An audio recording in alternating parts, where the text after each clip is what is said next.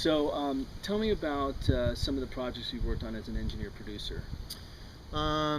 Started dabbling with engineering early on, getting frustrated waiting for engineers to show up to make your music. So I was like, man, just give me the knob. What do we have to do? That turned into a career, you know.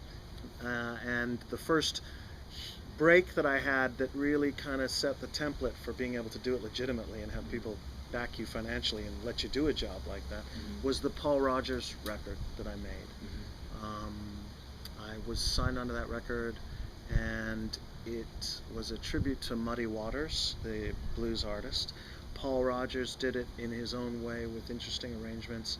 Jason Bonham on drums, Pino Palladino on bass. Nice. Amazing musicians surrounding the whole project. Jeff Beck, David Gilmour, Slash, Steve Miller, just so many I can't even remember off the top of my head.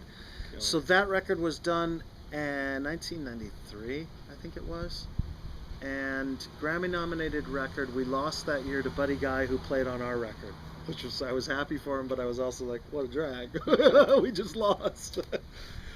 But it made enough of a splash that all of a sudden I started getting calls from other people to do, you know how to make those kind of records, could you do one for us, kind of thing. Cool. That led to being involved with a company that was producing many of those.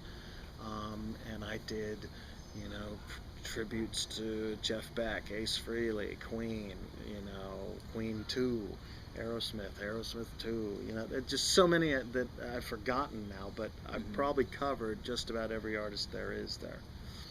And along the way, you get to work with all these amazing people, the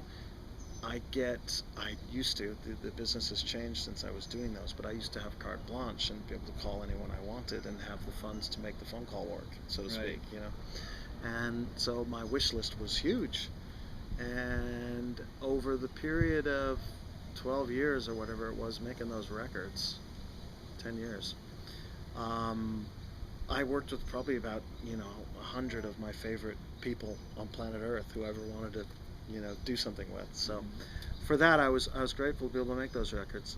And along the way, a lot of those projects spawned other things that developed, original things. One of them is this John Wetton record that I just produced. It's called Raised in Captivity. It's just recently out. John and I had been working on tribute records, a lot of them, and we were getting along great and going back and forth. And I said to him one day, look, man, we've redone other people's music. We should create our own now. It's time. Let's try this.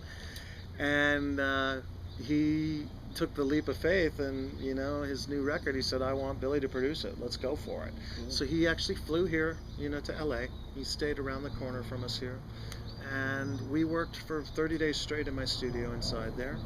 And we co-wrote 9 of 13 songs. He had the other songs pretty much together. And we just produced that album. I produced the album. And it's got Eddie Jobson, one of my favorite proggies of all time. Yeah. Jeff Downes is on there, Tony Kaye, Steve Morris from the Dregs and Deep Purple, Steve Hackett from Genesis, the dude from Uriah Heep. There's just Robert Fripp's on there. Reunite. Yeah. Little Crimson action there. Yeah.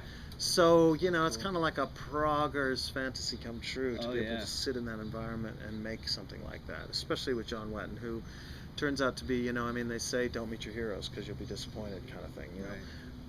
Not in this case.